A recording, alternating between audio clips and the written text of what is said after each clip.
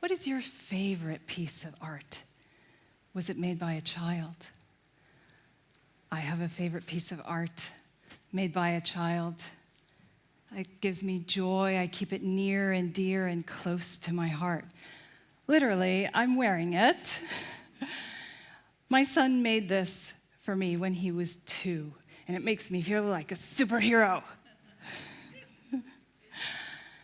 So that's getting to be some time ago, and so you understand this is a very special occasion, and I only save it for the most special occasions. Art and young children, to me, a match made in heaven. I know. The adult community, the artistic community, we can easily dismiss this art, saying, they don't know anything. They don't know what they're doing. It doesn't matter. Well, I beg to differ. It does matter. And they do know something. And they can teach us something. Look at this artwork. It's breathtaking.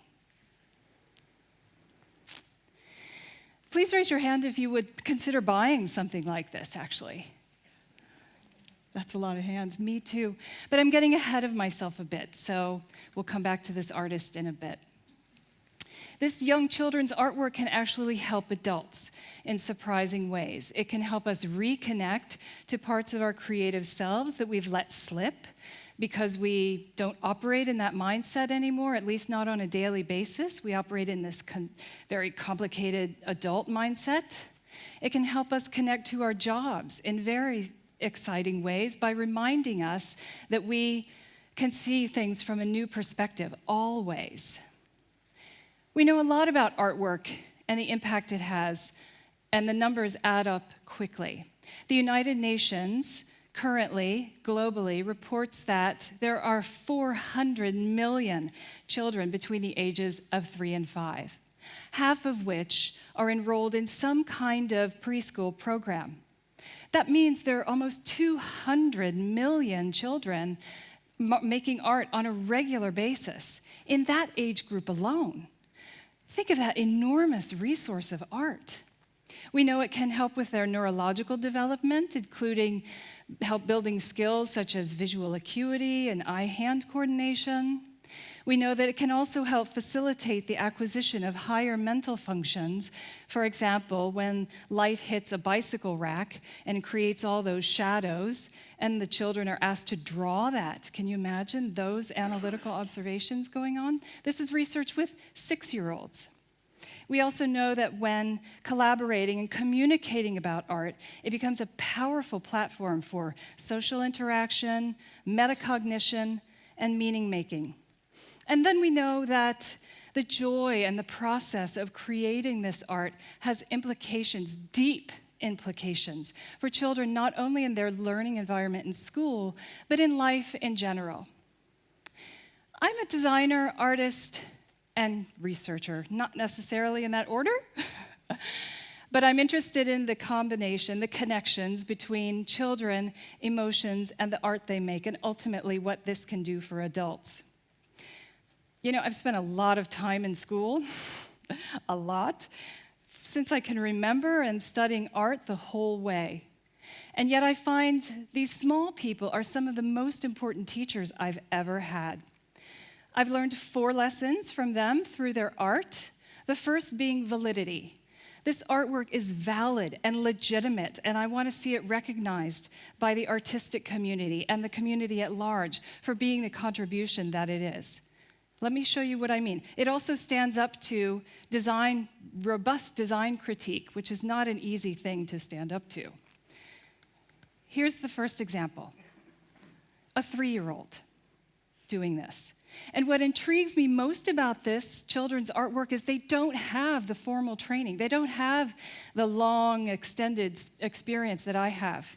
And yet they're somehow making these remarkable pieces. For example, this one here, without any training, this child understands some pretty complicated visual principles, including visual weight, contrast, asymmetry, tonality, etc. The list goes on. Plus, again, with no one telling the artist, He understood two kind of secret little parts of the design and art world, namely, everyone loves the color blue, right? Especially when it approximates the color of the sky on a cloudless, sunny day. And also, never go wrong with a touch of red. Here's the next one. Look at the motion and dynamism created here. Nobody's telling this child to do this, they just do it. This one's quite exciting because it's quite sculptural. Some of the paint raises almost a centimeter off of the canvas. How about this one? Yeah, it gets three-dimensional at that point. How about this one? Notice the bold minimalism here. In my experience teaching graduate students, I was astonished to find the challenge people had in moving from a tiny little corner to actually filling the page. And children do it with abandon. You know, the more space, the better. And knowing when to stop, that's the trick. How about this one? Some people might call it a mess. To me, it begs the questions, what is this magic? How are they doing this? You know what this would look like if we tried it. How about this one? Otherwise known as a scribble. And some people say it looks like a cat, and now you'll never unsee that. You know by now, you probably know by now I'm not going to say it's a scribble because in fact it's not. It's an exploration. It's research. It's an experiment. That's what these children are doing. And yet in design school, we call the exact same thing studies. Here's some more examples. Internationally, this is representation from Japan, Turkey, Norway, United States, Denmark. In other words, this is not a local phenomenon. This is global. How about this one? The storytelling. Don't you want to just dive in and hear what this is about and what's going on here? Charming. And here's another from the same artist. These are all 3-year-olds, by the way. This is another one of his art. This is called the Heart Guy. By age 3, actually, children have developed a signature style, which is quite astonishing because parents can actually go into a gym full of artwork and recognize their own child's. This is by age 3. How old was this artist when he made this? This is by Paul Rand, who you might not know his name, but you probably know his artwork and his ingenious icon design. He's the mastermind behind IBM, Westinghouse, ABC, UPS. He drew this in my sketchbook one day during class when I was his student, and he was 80 years old. He was 8 decades years old. He was an old man. So what does this artwork, what does Paul Rand's work have in common with children's? In fact, this is the topic of my PhD research. Visual simplicity.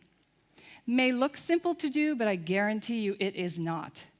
What he's done is he's taken the essence of the message and cooked it down to its very core, and then he begins to play. And isn't that ultimately what children are doing?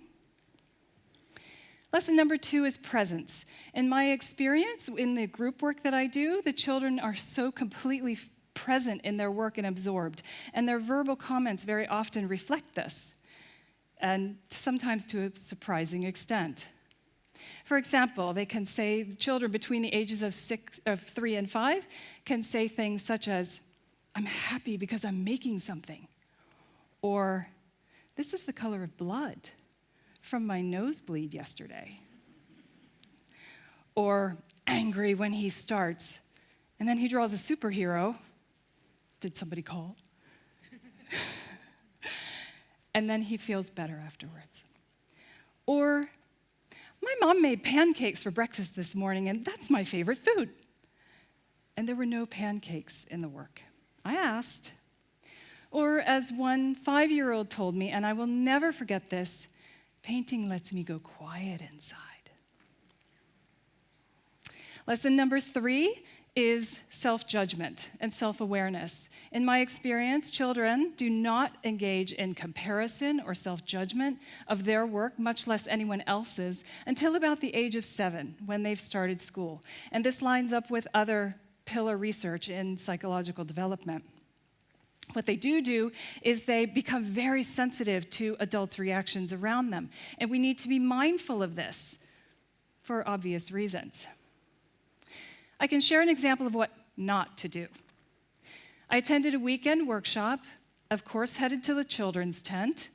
There was a giant table, people all around, children making work. It was a joy to behold. The teacher floated around and basically did a desktop critique on each child's work, responding positively and smiling until she came to this one. Whereupon, and I am not exaggerating, she pulled into herself, body language froze up, she leaned over and barked at the child, "What have you done?" Meanwhile, the child slid under the table, of course, and his mother came to the rescue. This is what not to do. Needless to say, I had a chat with the teacher afterwards, and I did not understand her explanation for why she did that. And I can happily report that the child recovered, continues to make art, and in fact doesn't remember this. However, I do. And it changed my point of departure from all of this. What if she had said to the child, empowering the artist, "Tell me what's going on. Tell me what your emotions are all about. Let's talk about this and share it." And ever since then, I've wondered, what was she so afraid of by this composition? I'll never know. Look, I get it. Sometimes it can be hard to comment positively and understand what to say when we are presented with studies. Sometimes it can be challenging. I understand that. What my point is maybe we don't have to say anything. Maybe we can actually just listen and ask the child some open-ended questions, such as, how does it make you feel? Before when you were making it and now when you're presenting it. You might just get a rather profound answer. The fourth lesson I learned is focus. With focus comes time. In every single session I've observed, it starts very quickly after the creativity starts, that the room goes quiet. In the artistic terms, it's called the zone, when the artist enters the zone. And I don't think we have a term for when it happens to a group, so I'm going to make one up. What happens with 2.5-year-olds is they can actually go silent for almost 5 minutes, and you know that's an eternity to a 2-year-old. When the teacher realizes that something's happening, she can actually jump in. It makes her so uncomfortable that she might actually be the one, or he might be the one, to break the silence. In fact, this just happened recently with a group not long ago, that the teacher came up after me and afterwards and said to me, "I broke the silence, didn't I?" When it happens with 3rd graders, they can go silent for almost 25 minutes. The teacher goes into her zone. The whole group is silent. They're working, and it's wonderful to behold. And then 20 minutes later, she comes out of her zone and says, "That's never happened before." And she's used to seeing everything. Do you remember the piece of art I showed you at the beginning? It's this one. I told you he was young. Here's the artist. He's a baby. He's 5 months old, and look at his focus. Look at what this child is creating. You know, this is food-based paint, so why not just go ahead and lay right down in it? And you gotta have respect for somebody who does a belly flop in their work. And here's his new work. Oh, by the way, that previous picture, that was a long time ago. That's when he was 4 months old. He's now 5 months. Look at what this child is creating. Look at the joy and the amazingness of it all. And here's his gallery piece, if there were a gallery to hang it in.